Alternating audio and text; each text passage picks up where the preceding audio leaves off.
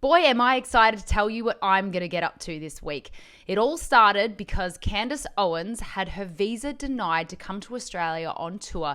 This is really, really serious, and it actually has little to do with Candace Owens itself and everything to do with freedom of speech. If you care even just a little bit about freedom of speech in this beautiful country of Australia, then you need to join us to make some noise about this, because it's Candace Owens today, it's going to be somebody else tomorrow, and we cannot let this go without at least making a spectacle about it. So what we are doing is LifeSite News, which is quite a big platform in Canada and America, have put together a petition, and they need someone to deliver it to Tony Burke's office, who is the Minister for Immigration, who is responsible for denying access to Candace Owens to Australia.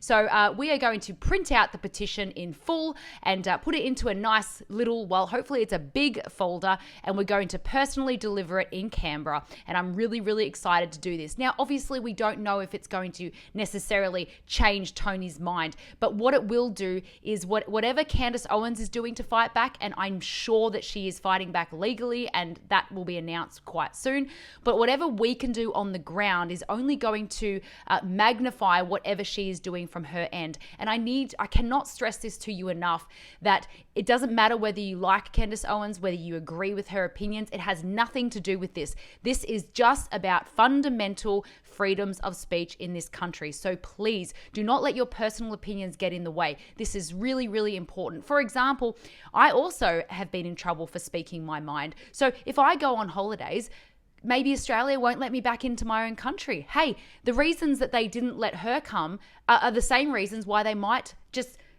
make me not let me come back to my own country. The Minister for Immigration, Tony Burke, his reasons for denying her visa is, and I quote, "The commentator could incite discord in almost every direction." Well, let me just remind you, Tony Burke, that you are not the gatekeepers of our information intake. You cannot assume how people are going to act after intaking certain information.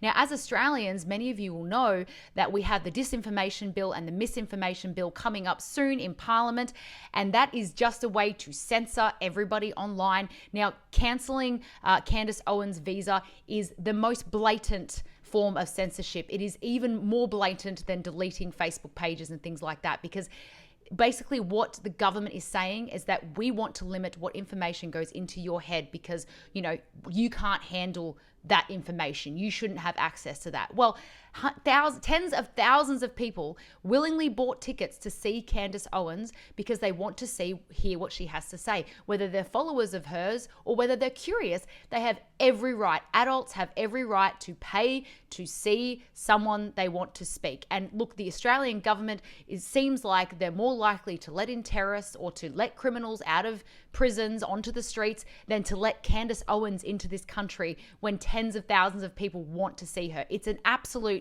disgrace, and we need to make as much noise about it as possible. So please share this petition as much as you can. We need to get 50,000 signatures so I can print a nice big folder, and I'm going to bring it to Canberra on Monday, the 4th of November. So that's only 6 days away. We need to do this now.